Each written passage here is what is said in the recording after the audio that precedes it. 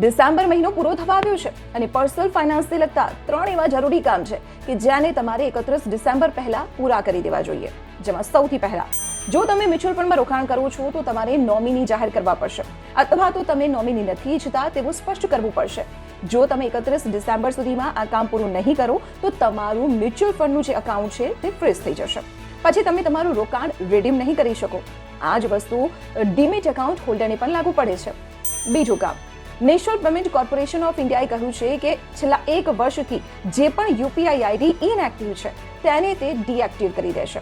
એટલે કે તમારી પાસે 31 ડિસેમ્બર સુધીની તક છે તેને એક્ટિવેટ કરવાનું.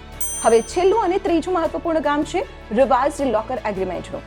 જો તમે બેંકમાં લોકર ધરાવો છો તો ફટાફટ નવું એગ્રીમેન્ટ કરાવી દેજો, નહીં તો 31 ડિસેમ્બર પછી તમારે તમારું લોકર ઓપરેટ કરવામાં મુશ્કેલીનો સામનો કરવો પડશે. પછી કહેતા નહીં કે મની નાઈને ચેતવ્યા ન હતા.